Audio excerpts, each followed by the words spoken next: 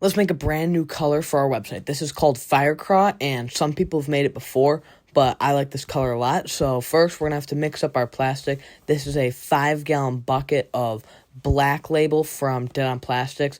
This stuff is really good. I used to use the red label, but I like this stuff.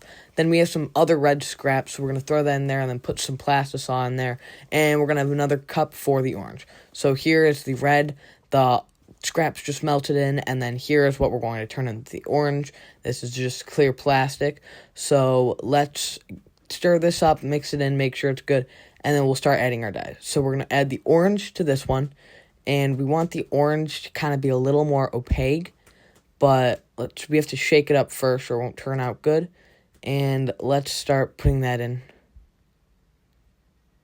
So we're going to do probably about 25 drops. We don't want it to overtake the red, but we also don't want it to be too light to where the red overtakes it. And this looks pretty good for now, so we're going to have to mix this in really well. This is a really nice color. Firecraw kills bass and anything in the spring because the bass just kill red. And then we're going to like put them next to each other and see. Maybe the orange could be a little bit more. Yes, we're going to add in a little bit more orange just to make this to where it can look really good next to the red. And we're going to stir that in again. And then here we are going to keep mixing it and mixing it and mixing it. I mixed a lot. And then we're going to put that next to the red again. That looks a lot better. And then we're going to add some more pigment to the red. So here we go. And the red was a little light, so we're going to stir this in. And next we're going to add some black flakes. We're going to do a bigger flake in the top and a smaller black flake in the orange. And that's just going to give it some more texture that it really needs. So here is the bigger black flake. We're going to take it with our scoop. I really do need new measuring cups because that is way too big. And I'm accidentally going to dip the thing in the plastic, which probably shouldn't have done. But now that that's in, we're going to stir it up. And this black, all it basically does is just give it some texture and make it look more realistic and appealing for the fish. We got to make sure we stir the glitter up because sometimes it likes to clump up a lot, which really makes me mad. But next, we're going to put in some black. This is a smaller flake, as you can tell. We're going to put that in the bottom. We're not going to do too much because we don't want it to be mainly glitter. We want to really see that orange and it pop against the red. But we're going to stir that in. And I think that glitter is about half the size of the glitter on the top. Yeah, it is. We're just going to keep mixing that in. And let's see these next to each other, how they turn out. And that does look pretty good. So next we're going to take our dual injector.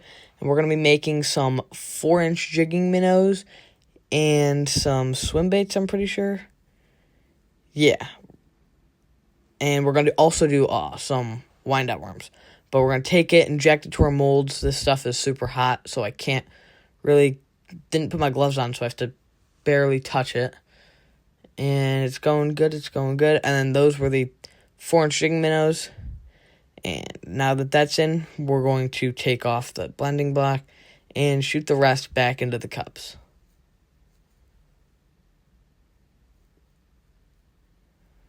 Just gotta clean up. This stuff is super messy, which as you can see by my table, it is a mess. And then we're gonna go in for round 2. We're gonna do the same molds here again.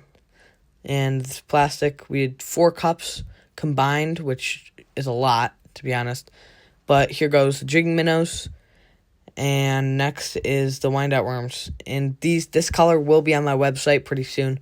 But every order in the month of March gets a free bag of platinum shad swim baits.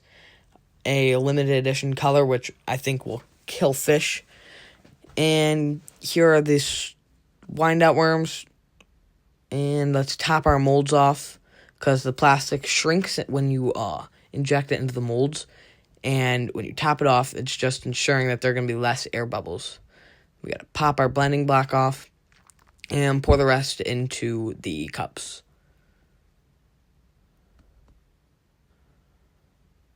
And then here are the wind-out worms. These turned out pretty good. We're going to unscrew our mold. This thing was screwed on very tight. And here they are. These actually did turn out really, really nice. You can see that we don't have good lighting in here, but you can see the orange and the red mix, which looks really, really good.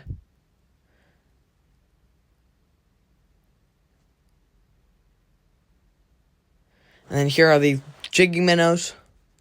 These also look, I think these look the best compared to the wind-out worms because you can really see the color change in them. These turned out super good. And here they are. You can really tell the red against the orange. I think that looks really nice, and I think that will kill fish. Then here are just some more of the jigging minnows and the wind-out worms, taking them out of the molds. And then here they all are. If you like fishing as much as we do, be sure to subscribe and order off our website so you can get that free bag of lures.